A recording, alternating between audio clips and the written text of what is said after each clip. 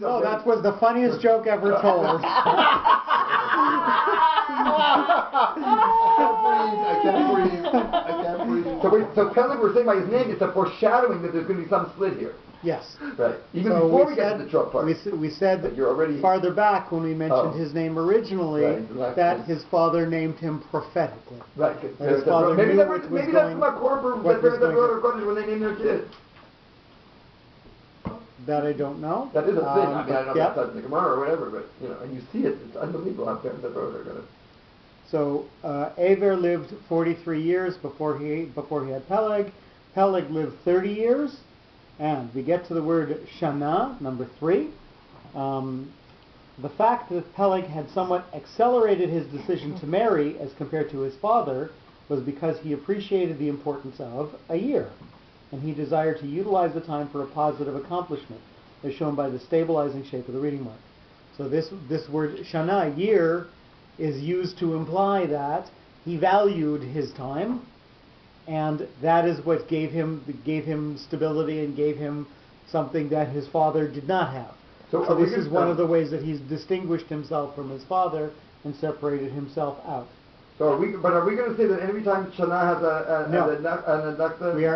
we are not. And what we've done is we're going through 10 generations here with almost identical language, and we're seeing that, despite the fact that the language is almost identical, the influence of the names and the influence of the sentence that comes from before and the sentence that goes afterwards is going to change the context in which we see each of these words, even if we see them again and again, exactly the same language. With the same note.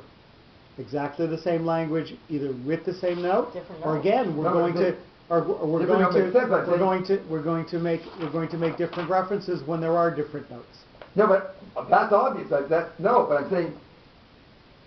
So even the word, correct, much stronger. Yeah. So again, each word has to be taken in context, completely of where that it is, and yet stand out and have its own influence because of the note that's on it. Vayoled, and he produced Tipcha, number 4.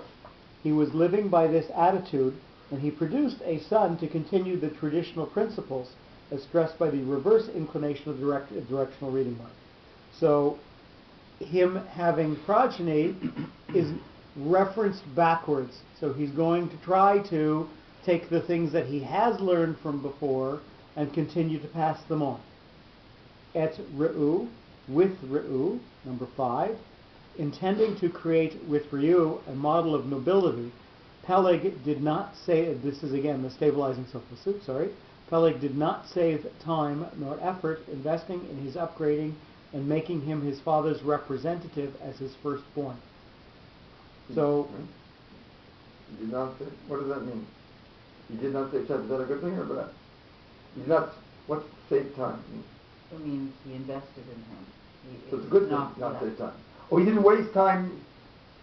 Well, that's not an English expression. You do not save time. What does that mean?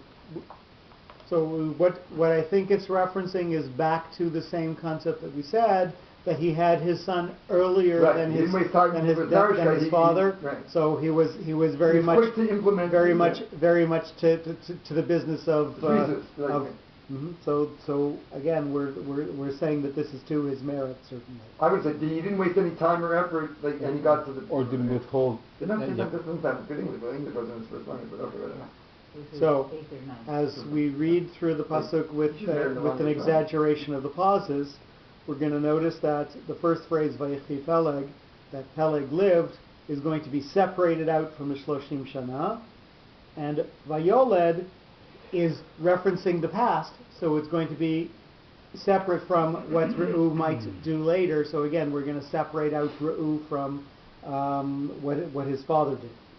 Vayechi Peleg Shloshim Shana Vayoled et Re'u.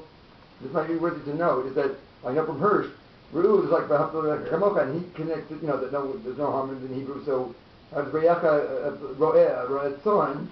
So how does Re'echa, the word for friend, have to do with Because the shepherd makes sure that they're all like brothers, all the sheep stick together. So I'm saying it's interesting in that context, Beru is like from Re'echa, and Peleg is sort of a split. There's almost opposite concepts there. Peleg shows a split, whereas Beru is bring them together. Brotherhood. And again, that fits in very well with Vayoled, big pause. That's Re'u. So Re'u is different from what Peleg was.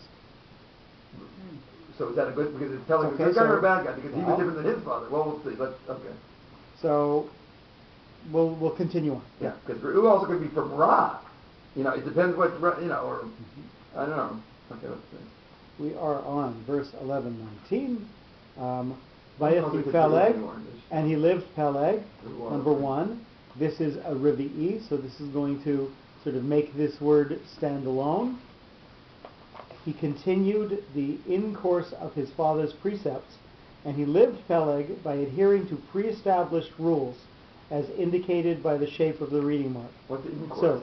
So like intercourse, or? I never heard of that word in-course. I think he meant to say in the course of his father. So the in-course, but in the course of his father's precepts. Oh, so the in our followed along. He continued in the course of his father. Even that doesn't, in the footsteps, okay, whatever. It's not, he continued in the course. In the derech. In the derech. I know, but I think he's almost trying to translate, the translation you have to have, I'm not criticizing your father, God forbid I should criticize, yeah. So we're sort of using Rivi'i here as a focus of stability, if you will, a point where you see something staying the same because it's given weight, because it's given a place of rest. I always think of Rivi'i maybe because of the way the sound is. I think of it almost like a bouncing ball that it's not stick, like Rivi'i. I mean, so what it does is it makes that word stand alone. Yes. Well, like it's bouncing a ball on the same place, even. So it is the same place, but it's, it's more than the Dargah would be falling down the stairs. But and the other shape influence on Rivi'i is that it has both height and breadth. It has both a stature to it and a wideness to it. So it despite the fact that a diamond would look like something the diamond shape is something that would look unstable, it is something that in fact has roots and has some breadth to it as well. Yeah, I was thinking about dot, but you're right. It's a diamond more. Yeah. Although we learn that Rivi'i is something. It indicates something that stands alone without influence from others. Mm-hmm. So here it emphasizes that he lived in the course of his father's and the derech of his father's precepts. So in what way is he standing alone? And we said he was Peleg, so he's splitting from his father. So well, no. So we already said in another pasuk that his name is Peleg because Kibiyamav Miflaga Haaretz. It's not something that he did. He is not the one who created the rift. Just the rift happened during his lifetime. Okay. So again, that. Okay, he wasn't named Peleg. It's called Dorah Flagah because it happened in his time. But yes, his name is still Peleg. So there's a reason his name had that split to it in the first place. He's not called Peleg because he was born in that generation. I think. Or is it? Maybe the father was making a point. It says it calls him Peleg Kibiyamav Niflaga Haaretz. Oh. So in his time, it's like a memory that you were born during the Holocaust. The land was split. Okay, so it's not this is something that's used to date and time other events. So you think someone Pesach because there's one Pesach time, something like that, as opposed to the so again, we come to the question of how do we say that he is standing alone, and yet we say that he is keeping an influence. Keeping an influence from before. Mm-hmm. Well, it could be like if I can venture, like Yitzchak. They say about Yitzchak also that he is different than his father because this is the whole modus operandi that Chesed and Gvura. But he, like when he did the well again, he chapar and the wealth of his father. So that means he did follow in his father's footsteps. So it is more a question that he is a source of stability and able to provide that stability to the generation, i.e. to stand alone as an influencer, because he respects the past that he has come from. He stands alone because another person. Not from He stands alone as an influence, not stands alone as being different from by his right. cohort. Yeah. That he retains his influence from his father's time. That makes sense. Thanks. Sorry, I didn't answer that. Acharei, number 2, after, with a pashta. This is going to slightly emphasize the word, but move us forward into what's going to come afterwards. After becoming a father, his attitude remained constant with regard to the society and environment, as shown by the directional shape of the reading mark. So even after, he's going to continue, he's going to push forward into what he's going to influence and give to the next generation based on what he has had from before. Holy dough, his producing. This one has the munach, so it's going to have that separation from what's come from before and move on to something after. The cardinal purpose in Peleg's life was within the framework of a father's view by his producing from his firstborn son an outstanding exemplar of originality and individuality, to be a tribute to his epoch as stressed by the shape of the reading mark. So what he's trying to do with his son is to, again, make his son into a paradigm that his generation can look up to. So he is trying to influence his son to become a generational leader, and that is his purpose and his main focus. And even though his son is going to be different from him, he is going to try to make him a model of the same thing in another time.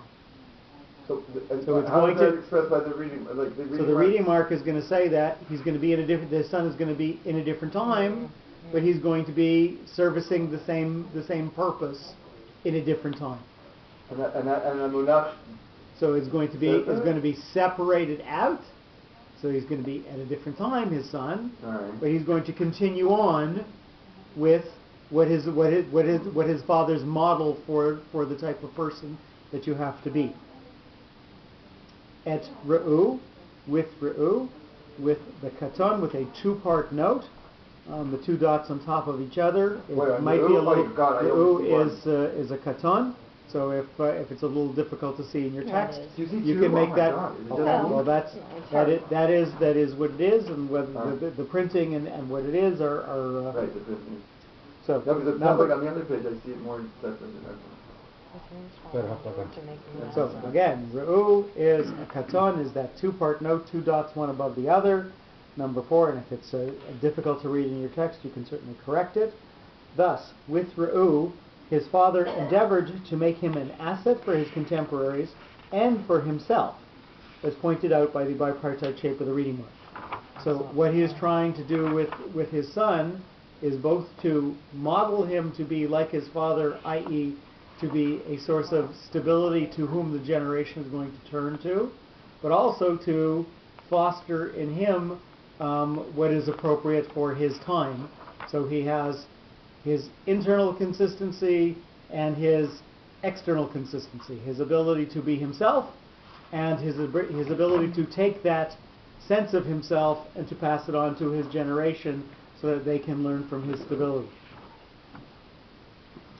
Teisha, with a mercha. So this is going to be lightly connected to what has come from before and mostly go forward into what's going to go afterwards. 9, we're going to turn to the next page, number 5. For 9 years, the father Peleg presented to his son miscellaneous problems of people from various walks of life, as well as their needs, ideas, and orientations, as denoted by the directional shape of the reading mark. So we're going to be lightly connected to what's come from before, so it's going to be the way that he is going to be a model for his generation, is he's going to see examples of how to deal with various people and various people's approaches, and he's going to move that forward into number 6, shanim, years. However, during the following years, Re'u, so this is a tipcha, this is a closing, it's going to reference back to what we had just said, and it's going to have a slight pause after that. However, during the following years, Re'u had accumulated increased experience of his own, as suggested by the closing shape of the directional reading. So Re'u is now going to stand as somebody who has his own experiences and his own influence as well, and that's why there's the pause after the tipcha. But he is going to take what his father showed him in those first 9 years, and he's going to add on it and perhaps differentiate for the rest of his years. So that's the number 5. For the 9 years, his father is showing him different people, different scenarios, and saying, see how this works out, see how this works out, see how this works out. And then Shanim, Re'u is going to take subsequent years, and he's going to do something different. He's going to do his own thing. And that is going to... The normal, normally you would... Like, so normally... So again, Tesha Umatayim Shana usually, right? Or Tesha Umatayim Shanim, right? Yeah. The fact that Shanim is mentioned twice, that they... I mean, in Hebrew they always say, the units and then the hundreds. So whatever, this right? is... But this is something that is common syntax that's going to be in all of these 10 generations. So if we look back to Pasuk 17 on the previous page, Shloshim Shana V'Arba Me'ot Shana. And what was the explanation there? So again, each time it's going to have a little bit of a different explanation, right. Because of the character involved. But we see that something that again this parish is peculiar to this parish that you wouldn't find anywhere else, is that the word Tesha, 9, and the word Shanim, years, have no relation to each other. The 9 speaks its own sentence, and the years speak its own sentence. And that is influenced by the note that's underneath it. Right. So just as a way of comparing and contrasting, so let's say that Pasuk 17 that you mentioned, with telling it also there's also a 30 and a 400. So what was it? Why was the 30 separated there? So that one has a zakef katon. That one in the pasuk 17 has the munach on the word shloshim. So we're saying that Peleg is completely separate from his father's influence, and here we have a mercha, which is a light connection to what's come from before. So Peleg is going to, I'd say, Re'u is going to have influence that is going to go backwards and be connected to what his father is giving him, whereas from Peleg and Aver there's going to be a sharp demarcation, again because of the change in the notes there. So interesting. If that's the same root, you would just say it's the same words and you wouldn't make that. So a better comparison is when we get into the next set of psukim, when we have the same notes, Sheva Shanim Umatayim Shana, pasuk 21 on the opposite page. We're going to come through the same notes, and then we're going to start to compare and say, we've done the same notes. Does it mean the same thing? Right. But I'm not going to get to that yet. We'll leave that in suspense. It's interesting that this has been spelled out in that, well, he learned 9 years, he was presented, I mean, this is normal teaching. Your father, your boss, your teachers teach you all these things, and then only with the following years of experience do you get increased experience, different experiences, but it was actually spelled out here. It's spelled out here to compare and contrast to Peleg, who from Aver completely split himself out and didn't want to have any influence on him from his father on him. Okay. And again, that's defined by the notes. Is it true? Did we get this true already, or we did? No. We have not. No. But it's not like Kibbutz Rugat. That's with the right. Kibbutz Rugat with the son, right? Yes. Are you sure? I'm pretty sure. Umatayim and 200 with a munach, So this is going to be separated out from what we've gone from before, and is going to move forward into the new reality afterwards. Number 7, in spite of that, Peleg stood by his oldest son until the end of his life, and 200 years he continued watching and advising him in complicated situations as expressed by the shape of the reading mark. So even though Reu is separating himself out, learning his own lessons and being his own man, if you will, Peleg is still staying there. So there is this differentiation, the way that Reu has separated himself out, and yet a continuation. So that's how we're interpreting the munach in this sentence. Shana, years, a year. Number 8, so this is the etnachta, this is stabilizing influence. With uninterrupted consultations, Peleg made each year some positive changes to occur in his son's personality and stature as specified by the stabilizing shape of the reading mark. So each year is a year of more positive influence. And that is what we're saying the word year means here. And that is the source of the stability. So again, each time we're coming to the same word, we're finding something new in it because of the characters involved, and it tells their story in a very different way, even though we're using the same phraseology. I just want to ask, it's almost like the chicken and the egg. When there's no way of knowing if your father were alive, it would be great, because which came first? He had this idea, like what you just said, and then he matched it with the notes, or it should be that he sees the notes first, and that leads into his interpretation. But without other source, I mean, it's almost you can make it up almost. You know what the notes usually mean. Like from the pages in the Roman numerals. So there are some of these influences of the notes on the words that are more well known or more from other sources, from midrashic sources and so on, that have a known influence and have been interpreted elsewhere. And the question becomes, well, if that one exists, then why don't they all exist? And this is an attempted extrapolation of saying, well, if we've interpreted some of them and given significance to the note in that circumstance, then okay, it's a sod, it's a secret, or it's a hint. It's something that we're given a way to say, oh, well, this means that, and we have to extend that meaning and find the significance of it. So certainly, as somebody who was reading Torah and was very focused on making sure that the notes were correct and the notes were placed correctly when he pronounced them, and the pauses were there, and the pauses influencing the grammar was there.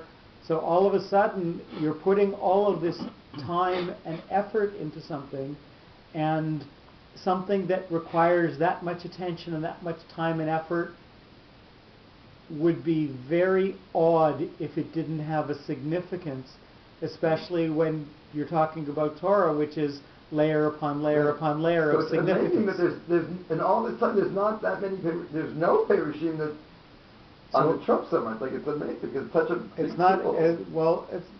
there are again some, and the difficulty is that you do need sources to be able to back up and corroborate what you're saying. And no, Torah Moshe Sinai. The notes are given to Moshe at Sinai as part of part of Torah Shabbat. But his Torah originally didn't even have the breaks in the words. Which exactly means that if you've got a Torah that doesn't have breaks in the words and doesn't have spaces, then you have to know how to pronounce it. Otherwise it can mean 8 or 9 or 10 different things. And how you're going to pronounce it, and how you're going to pronounce it, and how you're going to say it, So yeah. So he was a good Balkura Moshe. I mean, he was probably a terrible one because he stuttered, but as far as knowing the... No. Stutterers generally can sing quite well. Because it's already more like a song. If Kutpet even means stuttering, we're not even sure it means stuttering in the way we think stuttering is today. Could mean stuttering in thought. I mean, it could be ADD, or I don't know. Stuttering can have a lot, you know. Might have been tongue-tied.